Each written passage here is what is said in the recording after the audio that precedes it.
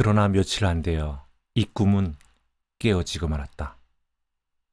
부기로서도 아니고 부기댁으로서도 아니고 실로 부기의 할머니로서 오랫동안 손자의 장가드는 것을 못 보아 늘 원망으로 지내던 부기의 할머니는 부기가 장가를 들자마자 그때까지 잔뜩 생겨있던 마음이 갑자기 풀린 탓인지 젊어서 귀하던 몸이 늙어서 너무나 신고한 때문인지 그만 냅다 병이 나서 자리에 누워만 있게 되었다.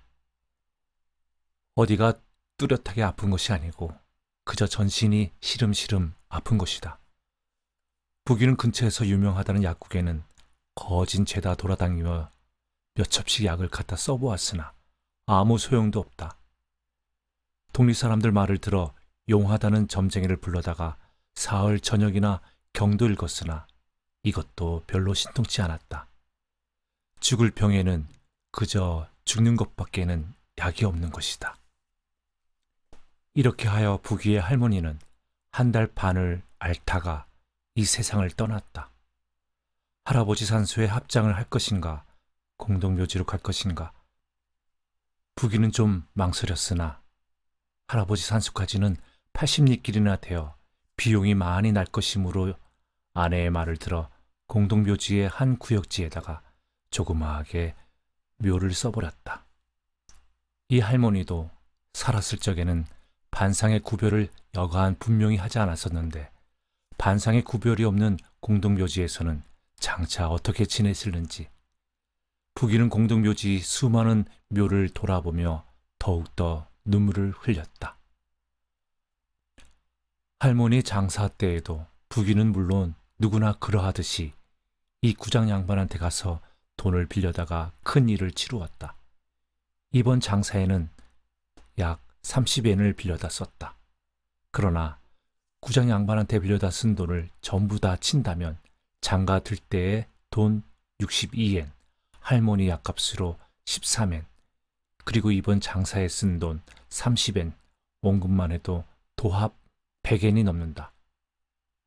이 이자만 하여도 얼마나 될런지. 부기는 이때까지 이렇게 큰 빚을 져본 일이 없었다. 아니, 그 전에는 단 한 푼을 빚지지 않았던 것이다.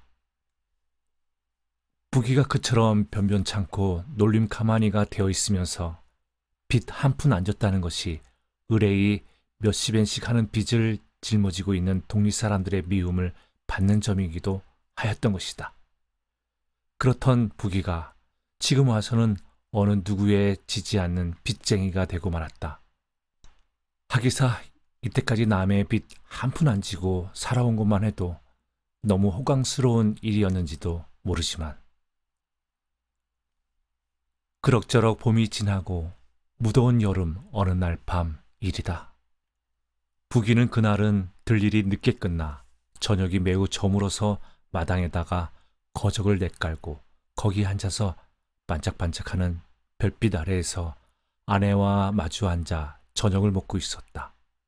이때 작은 거리에서 벼랑간 빵떡 빵떡 부르는 녀석이 있었다.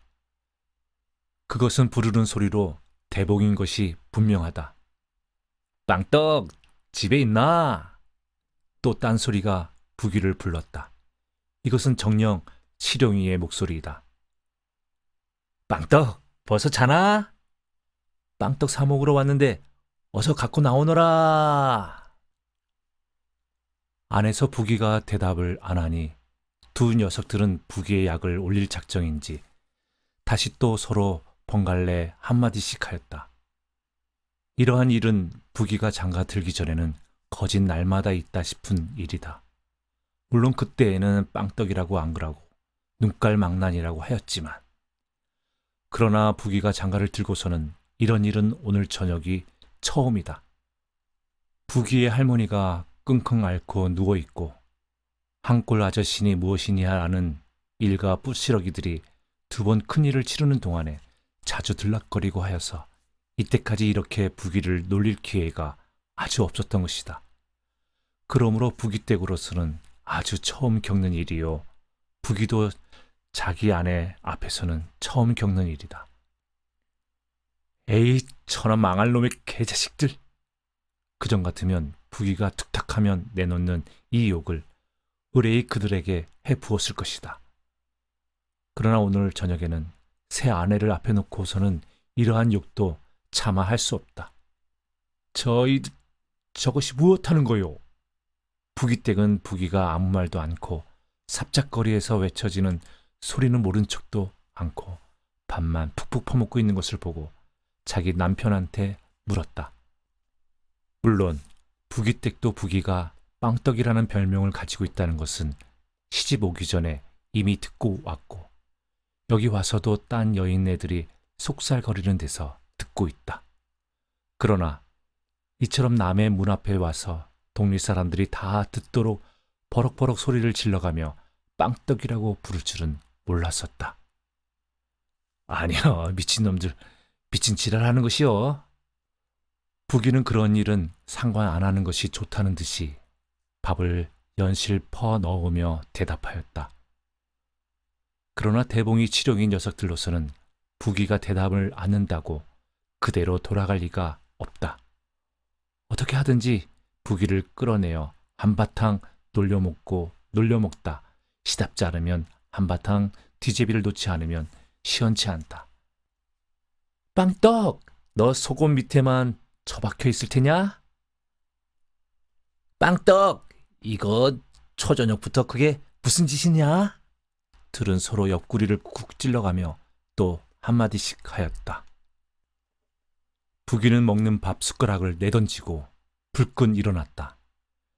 그리고 담에 지게 막대기를 움켜쥐고 삽작거리로 뛰어나갔다. 삽작 밖에 서 있던 두 녀석들은 그 점만 여기고 부귀를 쫓아나오는 소리를 듣고도 서로 눈을 끔뻑거리며 이제 되었다는 웃음까지 웃었다. 부귀는 나오자마자 지게 작대기를 둘러매어 어물어물하는 두 녀석들 등더미를 한 개씩 보기 좋게 내려갈기고 얻어맞으며 똥줄기가 빠지게 달아나는 두 녀석들을 보고 그제서야 에이, 천할 망할 놈의 개자식들 하고 늘 하는 그 욕을 해부쳤다.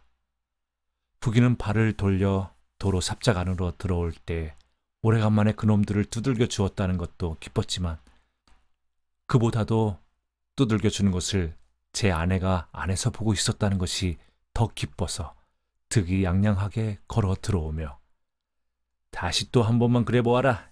이제는 창아리를 내놓을 테니 하고 작대기를 내던지고 다시 밥상 앞에 앉았다. 지게 작대기로 패다 다치기나 하면 어쩌시려고 그러시오? 아내는 좀 불안한 듯이 물었다. 괜찮아. 그런 놈들은 좀 두들겨 맞아야지. 부귀는 다시 숟갈로 밥을 뜨며 대답하였다. 하기사, 자기네들이 먼저 잘못하였으니까요. 어대 뼈가 띵기러져 병신이 되어도 어디 가서 말하여 저만 앵하였다. 부귀는 제 아내 앞에서 씩씩하고 용감하고 사내다운 것을 듬뿍 보여주고 말하여 주었다. 기운을 안 쓰니까 그렇지. 막 하기로 하면 그런 녀석들 두셋은 그저 똥덩어리 굴러가듯이 하겠다고 말하였다. 그때 신장로까지 구장 양반 내 배를 저 나른대로 제가 제일 많이 날랐다고 말하였다. 그러나 부귀의 자랑이 오직 힘세다는 것뿐이랴. 그 녀석들이 못 당긴 학교를 당겼고 그들이 넘겨다도 못 볼 당당한 양반이다. 부귀는 제가 어려서 얼마나 고생을 하여가며 그 고생을 참아가며 20리나 떨어져 있는 보통 학교를 당겼나를 말하였다. 그리고 할머니한테 귀가 배도록 들은 자기 할아버지 때에 얼마나 잘났었나 얼마나 굉장한 양반이었었나도 말하였다. 그리고서 이야기의 결론을 말하듯이 세상이 이런 세상이 되고 우리 집 형세가 이렇게 되었으니까 그렇지 만일 세상이 이렇지 않고 우리 집 형세가 조금이라도 나으면 우리는 절대로 저런 무식군, 개똥, 불쌍놈들하고 이 상권에 처박혀 있을 사람이 아니야. 의뢰의 군수나 도장관쯤은 하나 따가지고 읍으로 나가서 버젓하게 살 것이다. 아무리 못 가도 명장 하나쯤은 여부 없이 딸 수 있을 것이다. 이런 생각을 하면 우리가 얼마나 때를 잘못하고 나온가를 알 것이여. 참으로 우리는 때를 잘못하고 난 것이여. 부귀는 길게 탄식하였다. 유사일에 어떠한 불운의 영웅도 이보다 더 긴 탄식은 못하였으리 많지 긴. 그래, 장래에는 어떻게 하실 작정이에요? 어떻게 하여 먹고 살지? 부귀댁은 부귀의 호화스러운 이야기를 취하는 듯이 들으면서 그래도 여전히 지금 어떻게 할까 하는 먹고 사는 일을 아주 잃어버리지는 않았었다. 글쎄, 어떻게 할지. 부귀는 아무렇게나 대답하고 멀거니 맑은 밤하늘을 쳐다보았다. 언제나 지게를 어서 내버리고 이런 산골에서 더 넓고 좋은 데로 떠나겠느냐 말이에요. 부귀댁은 거듭 물었다. 부귀댁의 이 넓고 좋은 데는 곧 서울을 알리는 것이다. 부귀댁은 아직도 가슴속 어느 구석엔가 서울 가는 꿈을 감춰 가지고 있다. 이곳에 시집 오기 전에 소문으로 들은 그 서울 가는 이야기의 한 조각을 오늘 저녁에 별 이야기를 다 했으면서 한마디도 서울 이야기를 안 해주었으므로 은근히 서울 이야기를 해달라고 재촉해 본 것이다. 그러나 남편은 이런 아내의 뜻을 알아주었는지 몰라주는지 여전히 맑은 밤하늘을 바라보고 글쎄, 언제나. 이튿날 일이다. 부귀는 아침을 일찍 안 해먹고 어제 저녁에 된 논물이 어떻게 되었나 보려고 구레보 논으로 슬슬 걸어 나갔다. 아직 해도 뜨기 전이라 논둑에는 이슬이 내려있고 벼포기들이 쑥쑥 자라서 보기만 하여도 신이 나는 듯하다. 부귀는 이슬 채 있는 것도 상관없이 고무신을 신은 채로 보수몽으로 향하였다. 그러나 이 구태 보수몽에는 이미 먼저 와서 기다리고 있는 녀석이 있다. 그것은 대봉이다. 어저녁에 지게 막대기로 등떨미를 두들겨 맞고 도망질에 내뺀 대봉이다. 대봉이는 아침도 먹지 아니하고 벌써부터 이 수몽에 와서 부귀가 나오는 것을 기다리고 있었다. 물론 어제 두들겨 맞은 안가풀이를 하려고다. 사실인즉 어저녁에 같이 두들겨 맞고 같이 도망질한 치룡이하고 둘이 오늘 점심나절에 느티나무 거리에 부귀를 끌어내어 아주 실컷 부귀를 두들겨서 다스릴 작정이었었는데 대봉이는 점심때까지 참지 못하고 치룡이와 둘이 하는 것을 둘이 한다 하더라도 저 혼자 제대로 먼저 한번 안가풀이를 하지 않고는 못 견디어 여기 와서 부귀가 논에 물고 보러 나오는 것을 기다리고 있었던 것이다. 너 잘 나왔다. 대봉이는 부귀가 아주 수몽에다 올 때까지 수몽 너머로 감쪽같이 몸을 숨기고 있다가 급작스리 내들어 부귀의 가는 길을 꼭 막아서며 말을 걸었다. 부귀는 그 자리에 주춤하여 본능적으로 피하여 도망하려고 몸을 뒤로 빼는 듯이 하였다. 너 잘 만났다. 대봉이는 한 말을 다시 한번 뒤풀이하였다. 부귀는 어제 저녁에 한 일이 있어 그러지 않아도 원수같이 지내는 대봉이 녀석이 도저히 그대로 논에 가게 하지 않을 것을 깨달았다. 깨달았으나 대봉이를 막아낼 아무 좋은 방법도 생각나지 않았다. 부귀는 몸을 날려 삑 돌아서서 오던 길을 도로 도망질하였다. 그러나 10걸음을 채 못 가서 대봉이에게 붙들리고 말았다. 도망쳐? 지도 어제 한 일은 알고 있는 모양이로구나. 대봉이는 두 손으로 부귀의 멱살을 잔뜩 움켜잡았다. 이 자식아, 이 빵떡아. 아이, 대봉아, 내가 잘못했다. 용서해라. 부귀는 멱살을 잔뜩 들인 채 대봉이의 멱살을 쥘 생각도 않고 숨을 헉헉거리며 빌었다. 용서고 슬거느는 어르시고 다 이롭다. 너도 이놈 한 대 맞아 보아라. 하고 대봉이는 한 손으로 멱살을 걸어치고는 딴 한 손으로 부기의 뺨을 철그덕 올려붙였다. 아예예여 나리 그저 지가 죽을 줄 모르고 그랬으니 누가 빵떡한테 나리 소리 들을 줄 아느냐? 대봉이는 또 한 번 뺨을 철그덕 올려붙였다. 아예 나리 그저 지가 장가 무엇이 나리여? 대봉이는 3개 4개 연 7개의 뺨을 거듭 쳐 올려붙였다. 멱살을 잔뜩 들인 모가지도 새빨갛고 양쪽 뺨도 금시에 빨갛게 되었다. 그 전에 그저 심심풀이로 노느라고 때릴 때의 뺨이 아니고 어젯밤에 두들겨 맞은 안가풀이를 하려고 치는 뺨이라 그 한 개 한 개가 볼딱지가 떨어져 나가는 것 같이 아팠다. 네가 이놈 누구 새를 믿고 지게막대기로 사람을 패? 마누라인지 코딱지인지 그 새를 믿고 그랬느냐 이 자식아? 대봉이는 손을 좀 늦추고 숨을 돌리며 말을 따진다. 부기는 그냥 빌기만 해도 소용없다고 생각하여 놀리지 않았니? 아니 빵떡이라고 그런 것이 어떻다는 말이여 이 자식아. 너를 보고 빵떡이라 그랬다고 네가 참말로 빵떡이 되느냐? 별명이 빵떡이니까 그렇게 부르는 수밖에 없지 않냐 이 자식아. 그래도 왜 남의 집 삽작 앞에 와서 그전에는 안 그랬느냐? 그전엔 왜 가만히 있었어? 그전은 그전이고 지금은 지금이지. 그럴래라. 그래도 마누라장이 앞에서 빵떡 소리는 듣고 싶지 않은 모양이로구나. 마누라 때문도 아니지만 무엇이 아니여 이 자식아. 그중에 마누라장이 앞에서는 그래도 제가 뭐라고 뻗대다가 우리가 빵떡이라고 하니까 제 마누라장이한테 한번 뭘 하려고 이 자식 네가 지게 작대기를 끌고 나온 거 아니냐. 그렇지? 어젠 일이야. 어찌되었든 말이다. 너도 우리 집에 와서는 이 다음부터는 그런 소리 말하라. 그러면 또 어떻게 할 건데? 네가 또 지게 막대기를 끌고 나올 작정이냐? 아유 웬 지게 작대기는. 대봉아 그러고 저러고 가네. 이제 이 멱살을 좀 놓아다오. 논에 물 좀 보고 와야지. 놓아주? 그저 이 자식을 그냥. 그렇지만 놓아주었다.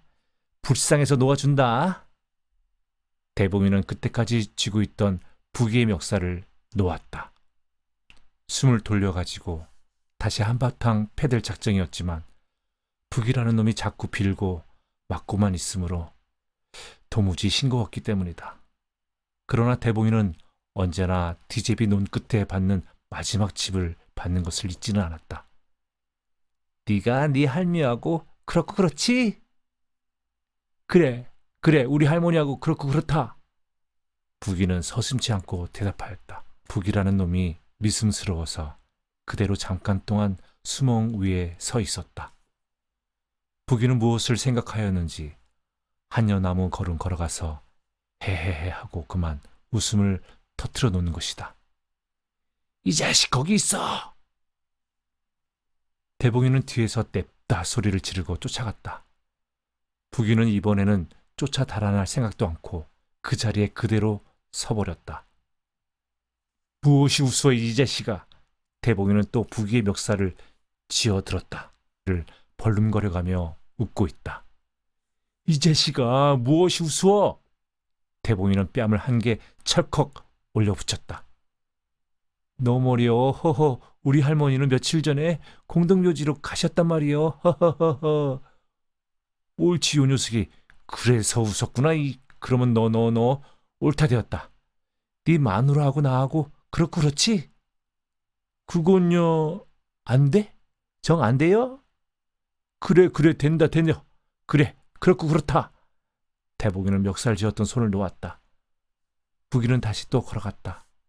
대봉이는 이번에는 부기 녀석이 또 웃을까 하고 기다리고 섰었으나 이번에는 웃지 않았다. 지가 그러면 그렇지.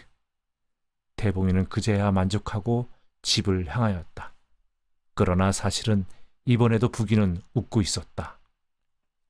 소리를 내서가 아니라 속으로 웃고 있었다. 제놈이 뭐 마누라하고 그렇고 그렇다면 나는 또 제놈의 마누라하고 그렇고 그렇지 뭐. 대봉이는 부기한테 두들겨 맞은 분풀이 아주 톡톡히 하였지만 치룡이 녀석은 부기의 털에 손도 못 댄 채 10여일을 허송하였다. 대봉이 그저 우악하여 기운으로 하는 것이 자랑이지만 치룡이는 대봉이와는 좀 다르다. 좀 다름으로 10여일씩이나 그런 것은 잊어버린 듯이 참고 내려오고 부기를 보아도 아무 별로 말 한마디 뒤집어 씌우지 않고 도리어 그 전보다 친절까지 하였다.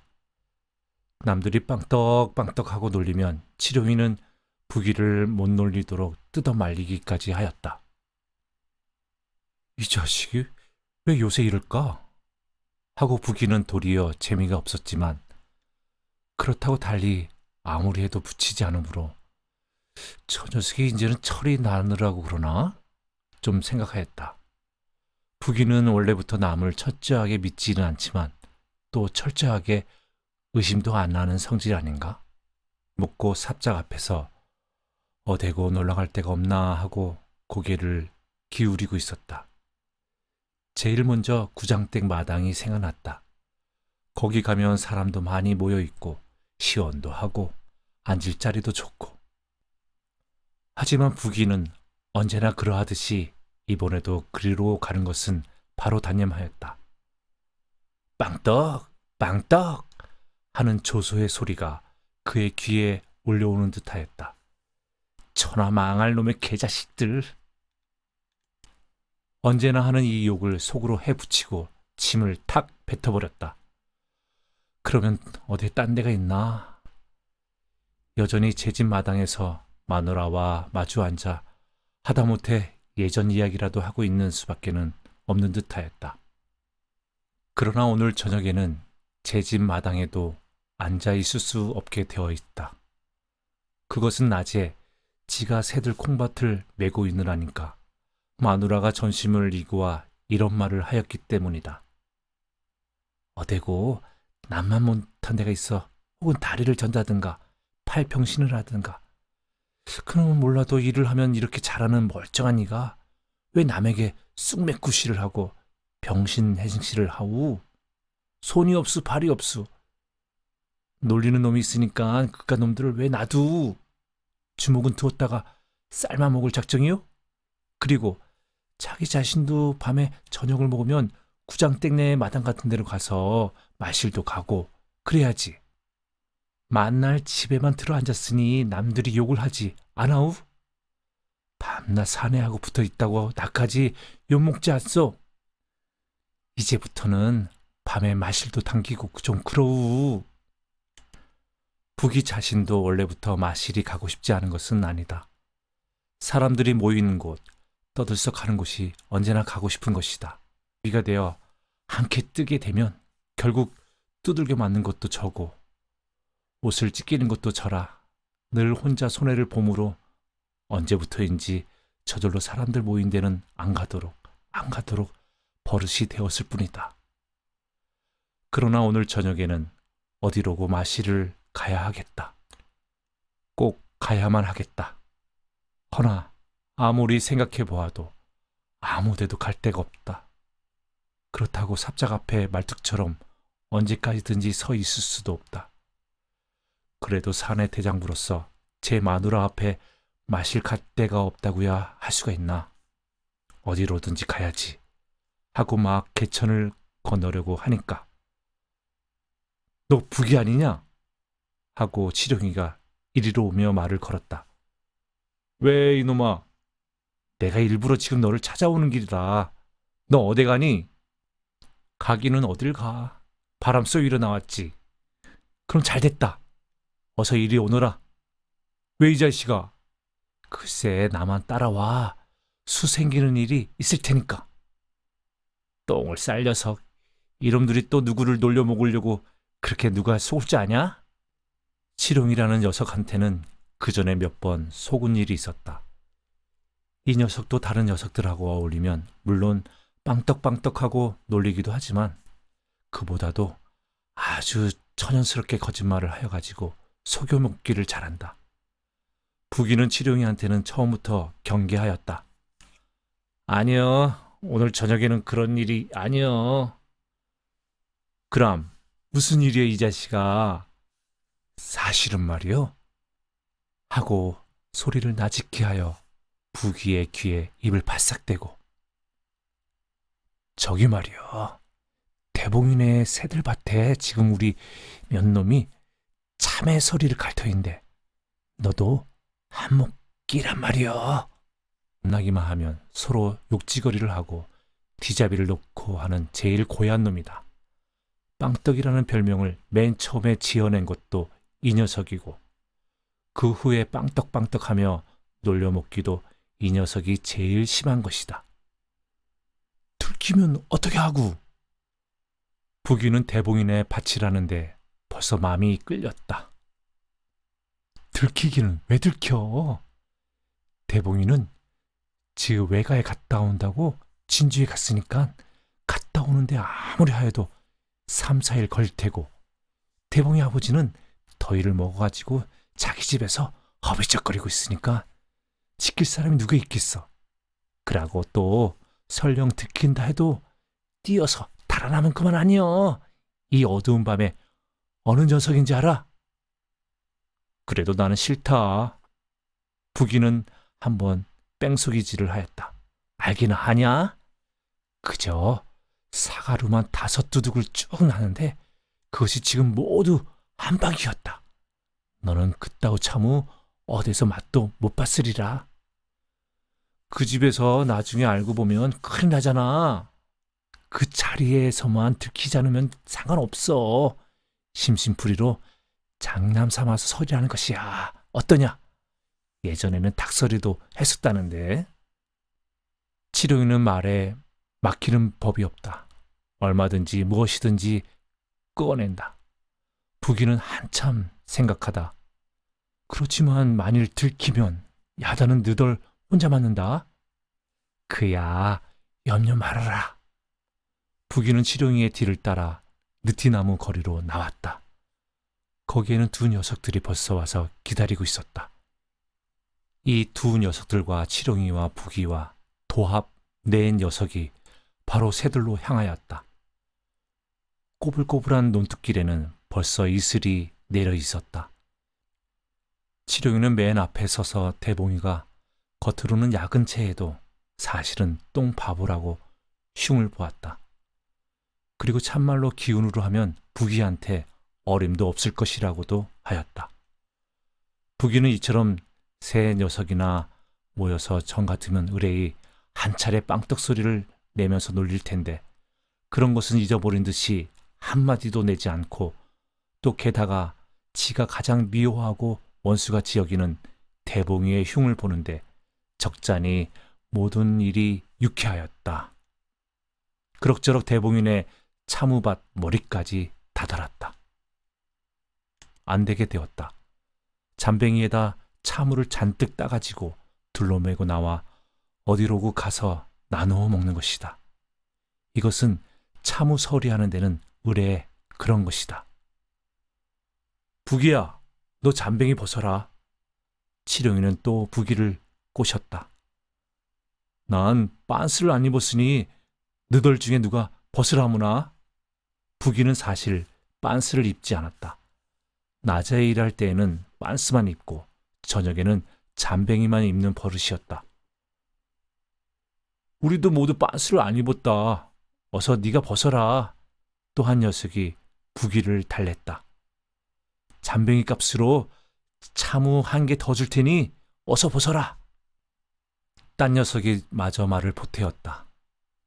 다른 때 같으면 부귀가 그렇게 유유낙낙하게 그들의 말을 들었을 리는 없다.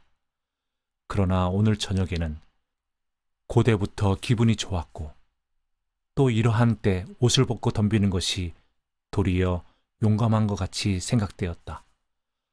부귀는 주저하지 않고 잠뱅이를 훌훌 벗어 허리 바로 잠뱅이 허리통 있는 데를 잔뜩 붙들어매 가지고 앞장을 서서 참우밭으로 덤벼들었다. 치룡이와 딴 두 녀석들도 따라 들어섰다. 처음에는 한 두둑씩 맡아서 따 나가자고 하여 네 녀석이 각각 서서 따 나갔다. 그러다가 치룡이가 저는 익은 것을 못 알아보고 또 잠뱅이 속에 차무도 꽤 많아져서 무거울 테니 제가 혼자 차무 잠뱅이를 맡아서 매겠다고 하였다. 부귀는 그때까지 메고 있던 차무 잠뱅이를 치룡이한테 맡기고 치룡이가 따던 두둑까지 맡아서 따게 되었다. 그러나 이렇게 한참 따 나갈 때 옆에 있는 수수밭으로부터 이놈들아! 차무 도둑놈들아! 하고 고함을 지르며 차무밭 주인인지 지게 작대기를 둘러매고 내달려왔다. 야! 차무밭 임장가보다! 내빼자! 치룡이가 소리를 지르며 뛰어 달아났다. 부귀도 그 뒤를 따르며 두 놈도 그 뒤를 따랐다. 내 녀석은 눈뚝 밭뚝 가리지 않고 불이 나게 내뺐다. 그러나 밭임자는 이놈들 거기 있거라! 연실 고함을 지르며 지게 작대기를 휘 돌리며 쫓아 나왔다. 이거 큰일 났구나. 이 차무 잠뱅이를 가져갔다가는 내 놈이 다 붙들리겠어. 숨을 헐떡거리며 치룡이는 그때까지 메고 있던 참외 잠뱅이를 냅다 논토랑에다 태기를 쳐버리고 내 놈이 한데 몰리지 말고 각각 헤어져라 하며 제대로 딴 길로 뛰어 달아났다. 딴 두 놈들도 각각 헤어져 달아나고 부귀만 쫓겨오던 길을 그대로 쫓겨 내뺐다.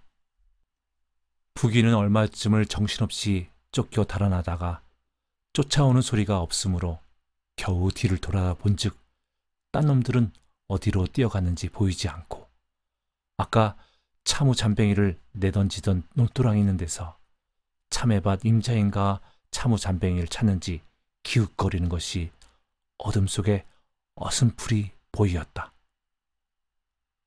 아차! 잠뱅이를! 부귀는 그제서야 벗었던 잠뱅이 생각이 번쩍 났다. 손으로 만져보니 아주 벌거숭이다.